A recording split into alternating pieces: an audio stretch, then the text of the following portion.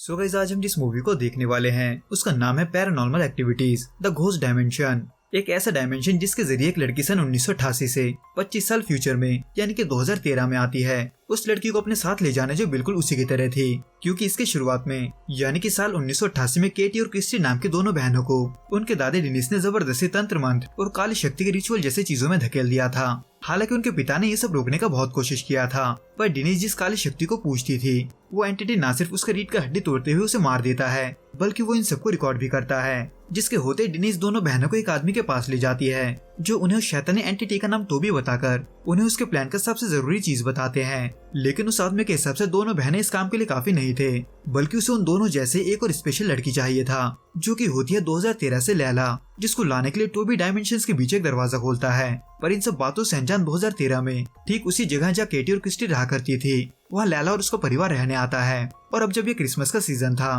तो ऐसे में लैला का चाचा माइक और उसके पेरेंट्स की फ्रेंड स्काइलर भी वहाँ छुट्टी बिताने आती है, जहाँ स्काइलर जो कि काली शक्तियों और रिचुअल जैसे चीजों पर विश्वास करती थी, वो कुछ समय के बाद लैला को एक इमेजिनरी फ्रेंड से बात करते हुए सुनती है, जिसका नाम था टोबी। वही टोबी जो 1988 से 2013 में उसे लेने आया था। जहाँ इसी दौरान माइक को उस घर में रखे हुए पुराने सामानों में कुछ वीडियो टेप और एक अजीब सा कैमरा मिलता है। एक ऐसा कैमरा जो न सिर्फ पुराना था, बल्कि वीडियो रिकॉर्ड करते वक्त उसमें स्पिरिचुअल बीइंग्स भी दिखते थे। लेकिन इस बात को उन्हें भनक भी नहीं था और न ही इस बात का कि उन वीडियो टेप में क्या है। इसलिए लैला का पिता रायन माइक के साथ उन वीडियो टेप को चलाकर देखता है, जो कि दरअसल 1988 में रिकॉर्ड किया हुआ एक वीडियो था, जिसमें केटी और क्रिस्टी अपने सुपरनैचुरल एबिलिटीज को यूज करते हुए अपने पास खड़े आदमी को ये बताती है कि दो आदमी उन्हें टीवी पर देख रहे हैं। यानी कि केटी और क्रिस्टी माइक और रायन को उनका वीडियो देखते हुए देख पा रही थी, और ये भी कि उनके घर में कौन कौन रह रहा है, जिसको सुनकर रायन के होश उड़ जाते हैं। इसलिए अगले दिन ये सब स्काइलर को बताने के बाद उन्हें उस कैमरे के खासियत के बारे में भी पता चलता है। इसलिए वो भूत प्रेतों को रिकॉर्ड करने का फैसला करते हैं,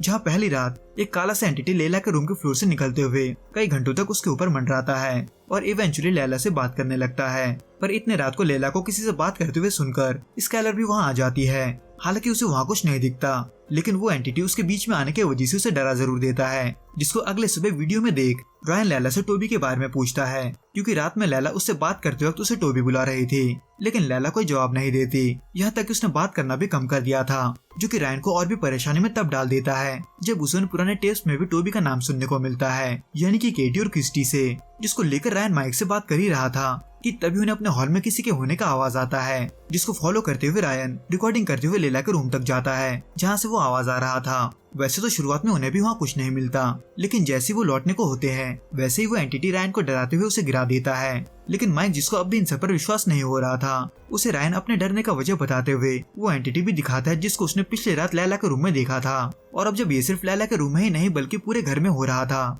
तो ऐसे में रायन पूरे घर में कैमरे लगा देता है, जिसकी वजह से वो तीसरी रात में भी उस एंटिटी को देखते हैं, जो लैला को बुलाते हुए उससे वो बाइबल फड़वाकर चिमनी में फुकवा देता है, जो कि उसके माँ का था। इसलिए लैला की माँ एमिली बाइबल के पन्नों को चिमनी से निकाल ही रही होती है कि तभी उसे उस एंटिटी का प्रेजेंस यानी कि टोबी का प्रेजेंस महसूस होता है, जिसको वो इग्नोर न करते हुए लैला से इस बारे में बात करती है और उसे आगे से टोबी से बात करने के लिए मना करती है। लेकिन ये सिलसिला इसके बाद भी नहीं रुकता, बल्कि इसी दौरान जब बाकी सभी उन वीडियो टेप का मिस्ट्री जानने में लगे होते हैं, तब एक बार फिर से उस वीडियो के अंदर क्रिस्टी रायन के उस रूम की बात करती है जिसमें न सिर्फ कई सारे टीवी लगे हुए थे, बल्कि वो उसमें क्रिस्टी को ही देख रहे थे। यहाँ तक कि क्रिस्टी वहाँ लैला को भी आते हुए देख लेती है, जिसको देखकर वो सभी सोच में पड़ जाते हैं। लेकिन घबराने का असली सिलसिला तब शुरू होता है जब वो लैला के रूम में एक दरवाजा बना हुआ देखते हैं। वो दरवाजा जिसे ऐसे सिंबल से बनाया गया था जो मिडिल एजिस में विचेस यहाँ वहाँ जाने के लिए इस्तेमाल करती थी। इन शॉर्ट, लैला ने ऐसे कई सारे सिंबल बनाए थे जिनके बारे में छानबीन करने पर उन्हें न सिर्फ उन विचेस के बारे में पता चलता है, बल्कि ये भी कि जहाँ पर उनका घर बना हुआ है वहाँ पहले विचेस का एक ग्रुप रहा करता था। वो विचेस जो डेविल का वर्शिप करते थे,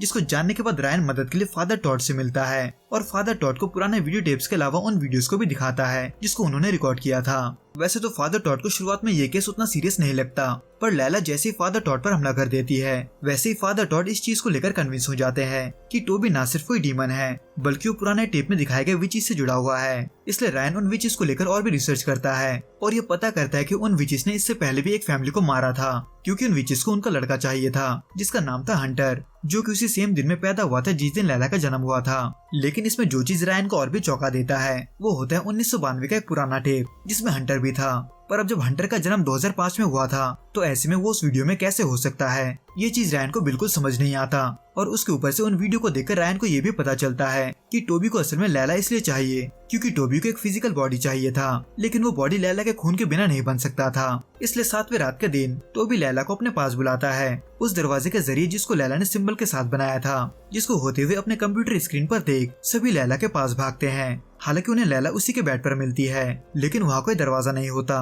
पर उसकी अगली रात लैला को उसी जगह को नोचता हुआ देख वो फादर टॉड को वापस बुलाने में देर नहीं लगाते। इसलिए फादर टॉड भी और देरी न करते हुए टोबी को पकड़ने के लिए एक डीमन ट्रैप बनाते हैं। पर अब जब टोबी ये सब होते हुए लैला के नजरों से देख रहा था तो ऐसे में वो फादर को मारते हुए उसे घसीट के ले जाता है। यानी कि टोबी को पकड़ने का पूरा जिम्मेदारी अब उन लोगों पर आ चुका था, जो कि टोबी को उस डीमन ट्रैप में फंसता हुआ देख उस पर होली वाटर से गीला किया हुआ चादर लपेटकर उसको खत्म करने के लिए आखिर तक अपने प्रेयर को जारी रखते हैं, जिसकी वजह से न सिर्फ टोबी वहाँ से चला जाता है बल्कि वो अब लैला को भी छोड़ चुका था। लेकिन इसको लेकर वो खुश हो ही रहे थे कि तभी स्काइलर माइक पर खून की उल्टी कर देती है, पर वो खून किसी एसिड की तरह माइक को जलाते हुए स्काइलर के साथ साथ उसे भी मार देता है, जो कि हुआ ही था कि एक बार फिर से टोबी लैला को बुलाता है। पर इससे पहले कि रायन उसे रोकता, एक बड़ा सा हाथ आकर रायन के छाती के आर पार हो जाता है और एमिली जो कि अब भी बची हुई थी वो लैला को फॉलो करते हुए उस पोर्टल के जरिए साल 1992 में यानी कि क्रिस्टी और केटी के घर पहुंचती है, जहां उसे गिड़गिड़ाने के बावजूद ना तो लैला वापस मिलती है और ना ही वो खुद को उन लोगों से बचा पाती है,